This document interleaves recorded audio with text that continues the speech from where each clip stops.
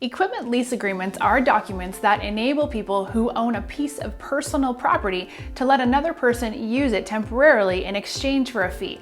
There are lots of different ways of structuring equipment lease agreements, and some different things to keep in mind depending on what state you live in. But there are common things to keep in mind no matter what you're loaning or borrowing, or where you live. Let's take a look. First, when should I use an equipment lease agreement? Equipment bills of sale are particularly useful in connection with big jobs coming up that will require an expensive piece of equipment, especially if it's likely the equipment won't be needed again. In this case, it might not make sense for the person doing the job to spend the money needed to buy, say, a steamroller. It's much more logical to rent one. But what about the person who has a steamroller to lend? How can he or she ensure that the equipment is taken care of? An equipment lease agreement is the answer.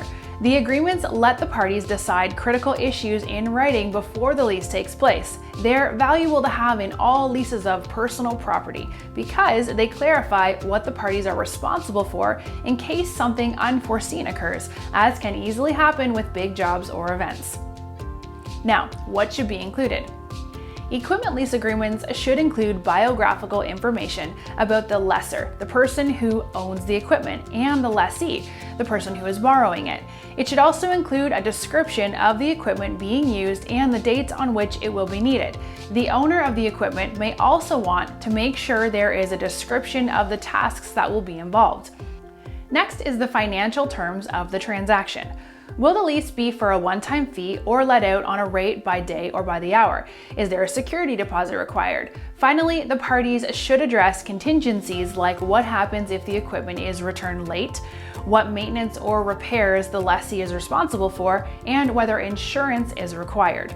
One thing to keep an eye on is state on-law taxes. Some states require tax to be imposed on leases of equipment, and some have different rates for different kinds of items. Check out our website for a detailed list of tax rates by state.